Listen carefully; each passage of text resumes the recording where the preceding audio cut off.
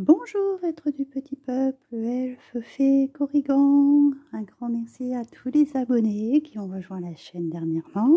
Vous êtes de plus en plus nombreux, j'en suis très reconnaissante. Merci également aux anciens qui me suivent depuis le début. Merci pour vos likes, vos partages et commentaires qui me permettent de faire grandir la chaîne. Et n'hésitez surtout pas à partager si ça peut aider quelqu'un d'autre ou si ça parle à quelqu'un que vous connaissez. Et puis, je répondrai avec vos commentaires avec un grand plaisir. Donc aujourd'hui, on se retrouve pour l'ouverture du portail du 2-2, donc du 2 février, pour voir un petit peu comment sont les énergies. Alors, avec l'oracle de Merlin, nous avons comme message la magie du vent. Libère-toi. Donc, on nous parle de rituel. Par temps venteux et sous la lueur d'une lune décroissante, installe-toi pied sur terre et tête dans les cieux. À chaque souffle d'air, imagine-toi te délester de tes fardeaux, un à un, emportés loin de toi par le flot de l'esprit du vent. Donc ça nous permet en lune décroissante. Donc là, on y est en plus, puisqu'on était en pleine lune. Donc là, elle est en train de décroître. Donc c'est très intéressant de pouvoir faire ce rituel qui est en fait de s'ancrer à la terre, d'avoir en fait notre esprit vers le ciel. Et donc à chaque fois que vous expirez, en fait, comme si vous vous délestiez de votre poids, hein, tout simplement des choses qui vous gênent, et comme si vous les imaginiez partir dans le vent. Donc c'est très intéressant de pouvoir faire ce genre d'exercice parce que ce sont des petites choses qui peuvent aider énormément en fait. C'est un peu comme si vous les marquiez aussi sur un morceau de papier de ce que vous n'avez plus envie d'avoir dans votre vie. Et donc vous les brûlez dans un feu de cheminée ou dans un cendrier, mais vous restez à côté hein, quand vous n'avez pas de quoi, voilà, flamme d'une bougie, etc. Et après vous mettez les cendres à l'extérieur.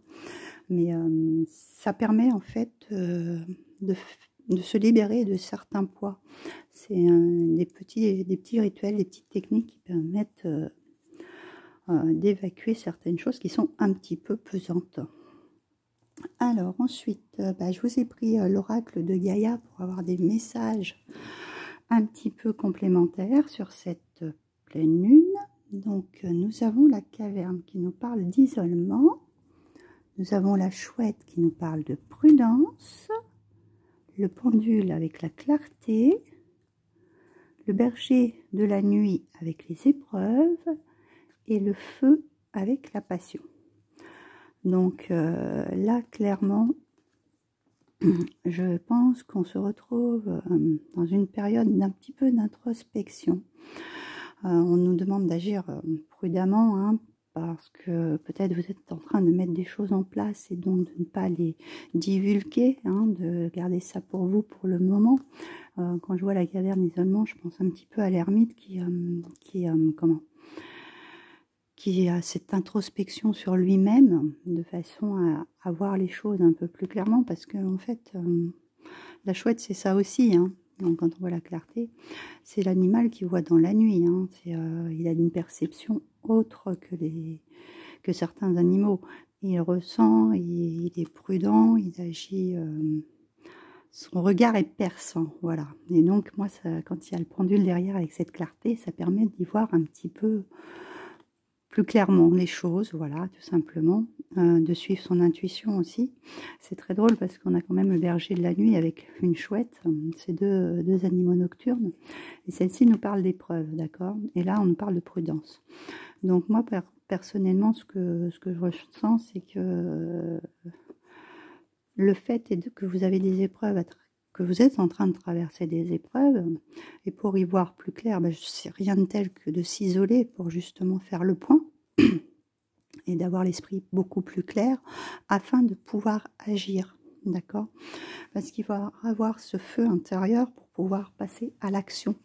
Souvent, quand on est dans une période où on n'est pas très bien, hein, d'accord, qu'on est face à des épreuves, on peut rester dans ce qu'on appelle une situation un petit peu stagnante, latente, sans savoir comment, quoi faire ou comment procéder. Donc ça, cette période d'introspection va être très, très importante. On nous demande de la prudence, donc de ne pas dire, de ne pas dévoiler certaines choses, d'accord, de ne pas tout dévoiler, de faire le point sur cette situation, sur ces épreuves de la vie qu'on peut traverser, afin de pouvoir agir, avoir cette volonté d'agir, d'accord? Alors ensuite, je vous ai pris l'oracle des légendes du bout du monde pour un petit peu compléter. Peut-être que c'est deux messages complètement différents. Après, peut-être que vous ferez le choix de choisir certains Gaïa et l'autre l'oracle du bout du monde, ou peut-être on a un message deux messages différents ou deux messages complémentaires. Donc là, nous avons Pégase avec l'élégance. Alors Pégase, je l'ai eu il n'y a pas si longtemps que ça. J'avais fait un petit tirage sur un short. Si vous ne l'avez pas vu, je vous invite à aller le regarder. Il est avec une autre carte. En fait, il est caché derrière l'autre carte. Donc à vous de chercher. La falaise avec la barrière. La rune avec la communication. Le passage, la traversée. Et nous avons le mage avec l'éveil. Donc je pense qu'on est sur un tout autre sujet, mais on peut dire se relier aussi. Là, Pégase, l'élégance, c'est aussi en fait ce déploiement, cet envolé vers quelque chose de nouveau qu'on développe. Il y avait probablement des blocages dans certaines situations où vous n'arriviez pas, on va dire, à décoller, à déployer vos ailes, à vous mettre en avant. Et là, cette barrière, je pense que grâce à la communication, ça a débloqué quelque chose. Les barrières se sont soulevées, parce que là, on a la traversée derrière. Ça ne s'est pas fait comme ça. Les choses ont été un petit peu, on va dire, stagnantes aussi, du mal à comment dire, à s'envoler. Il y a eu du mal à décoller, comme on dit. Et là, ça a été un petit peu cette traversée un petit peu chaotique. Mais là, tout ça, c'est surmonté. Et je vois plus le domaine spirituel parce que dans le sens où on a le mage avec l'éveil et Pégase qui va vers le ciel, n'est-ce pas?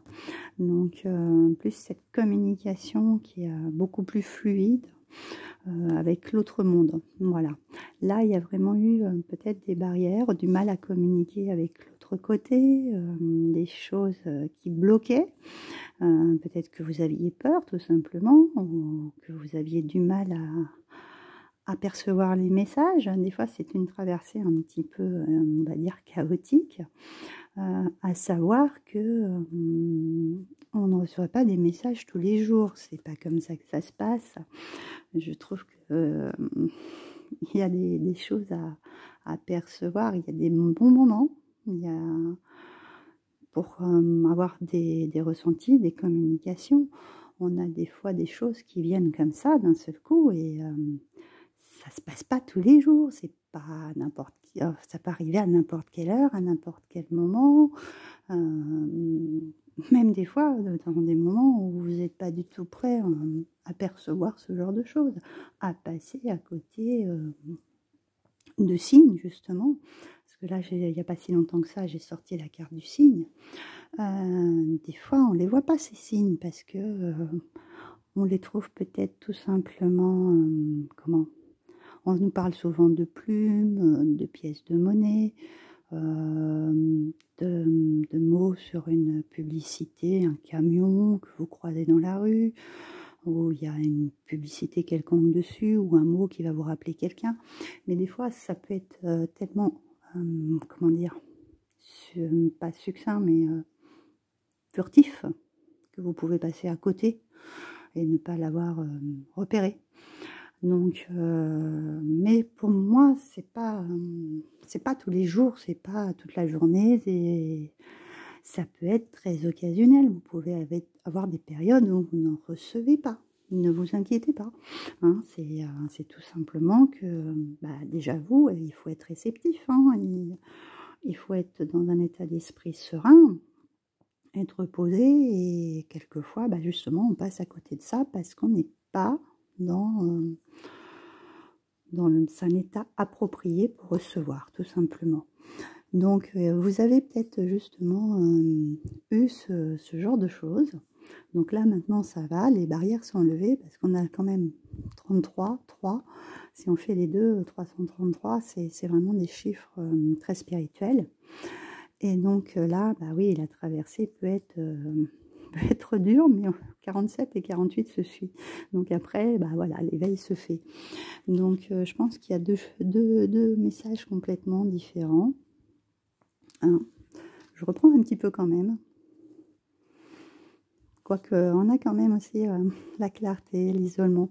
L'ermite est, voilà, est quand même quelqu'un de spirituel, et la sagesse de la chouette en fait partie, le pendule en fait partie, le berger de la nuit, bah voilà, ça peut être ces épreuves, cette barrière qu'on n'a pas réussi à passer, hein que cette traversée a été un peu chaotique, mais du moment qu'on a la passion des choses qu'on a envie, qu'on a envie d'en apprendre plus aussi, c'est des fois un manque de connaissances, un manque de savoir, un manque d'écoute.